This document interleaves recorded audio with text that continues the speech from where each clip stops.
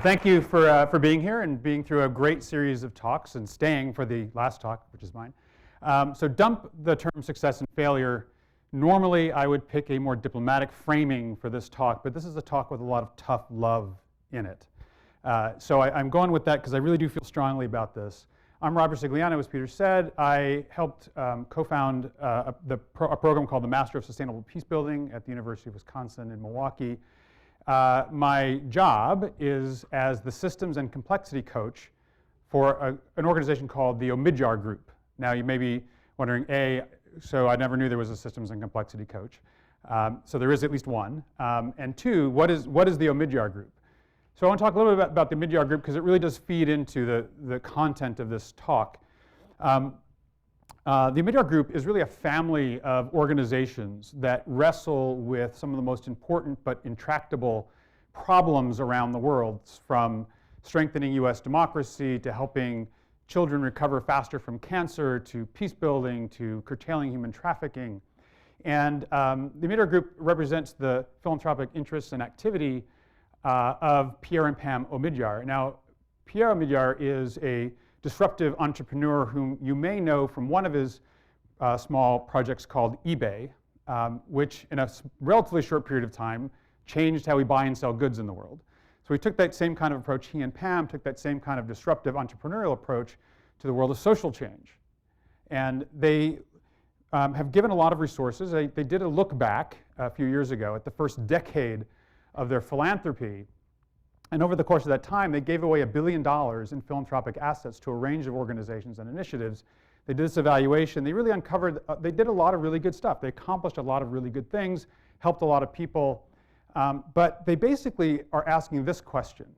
They were kind of felt wanting from that, and it didn't meet the full level, as they said, of their aspiration. And they wanted to know, how do you go from good enough to sustainable social change at scale? How do we go to making big movements in whole societies on very tough issues like poverty and peace and so on? So I got involved with them because I think we share the assumption or the belief that systems and complexity are a key to making that transition. So I came to them and I worked with lots of their organizations and have tried lots of things, and some succeeded and some didn't. The single biggest modest proposal I can now make to people in the Omidyar organizations is this: to be more successful, you need to dump the word success. And I know that sounds like a contradiction, but it's more than just a semantic difference as well. So the reason I say this is because, first, success and failure thinking are nonsensical in the context of complex peace building contexts and environments. So why do I say that? I want to borrow a term coined by Glenda Ouyang, who we heard from earlier, who says that complex systems are infinite games, meaning they don't have a before and an after. They're an always, right? So yes, Afghanistan has kind of waxed and waned in terms of who was in charge and leadership, but the social unit that occupied Afghanistan has been there for millennia and will be there for millennia. They don't stop, right? They are ongoing. If you're playing an infinite game, at what point do you win? At what point do you lose? At what point do you succeed or fail? It really is just a totally inappropriate sort of way of thinking about that. If basketball games went on forever, right, at some point, like, you don't win or lose. It just keeps going, right? So it's just a misframing. And as I said, it's not just a semantic issue. Because the second real big reason why we need to dump success and failure is that success-failure thinking is self-defeating for peace builders. And basically what it does is it incents us to do all the wrong things in complex contexts. So in order to plan for success and avoid failure, what we want to do is maximize our ability to control the situation and predict outcomes. So we set these preset objectives, and then we fund people who can convince us they have the best plan to get from X to Y to Z, right? So we also end up being very non-holistic and very siloed in how we work. Because if you want to get from X to Y, you hire an expert in Y. So if we think that early childhood development is the key to peace in Afghanistan, we hire people who are experts in early childhood development. Now, we sort of look past the fact that They're also dealing with a security issue and a human rights issue and a social trauma issue and all these other issues that affect whether we actually make an impact on early childhood learning and whether early childhood learning leads to a more peaceful Afghanistan, right? But we choose not to think about that stuff. So we get very inflexible and we develop these time frames that are wholly inappropriate. You know, if you get a grant program that might go on for 2 years, you're lucky, right? Again, when you think about the infinite game, that's just is totally overmatched. So in short, what we try to do is search for simplicity on the wrong side of complexity. So in order not to grapple with that complexity, we put on the blinders and we focus on less and less. But as Oliver Wendell Holmes says here, what's really important is actually dealing with the complexity so that we find simplicity on the other side of complexity, or at least clarity on the other side of complexity. Success-failure thinking keeps us from doing that. Because if you want to succeed and you want to increase your odds of succeeding, don't bother me with complexity, right? Just tell me what I can do something about. Now, it's not enough just to redefine the terms. So I've heard a lot of people talk about this, hey, you know, failure's not so bad. Well, I support that. I think that's true. Failure is not so bad. And success is not as good as we make it out to be. But really, the fix is in. And our brain chemistry kind of gets in the way here. So at best, what we can do is make failure like broccoli. Right? Broccoli is good for you. I love broccoli. It's a great source of vitamin B. And success, in contrast, is like chocolate. And chocolate causes your brain to release the same chemical that it does during sex, the reward chemical of dopamine.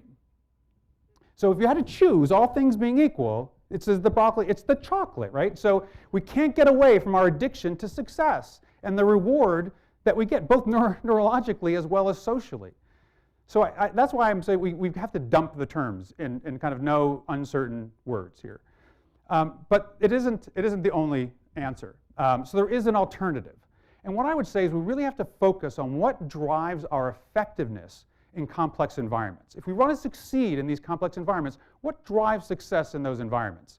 So if you look at the routine environment, sort of more traditional settings where we can actually fix stuff, we can intervene directly. If they need fresh water, we can build a well, and building the well actually solves the fresh water problem, right?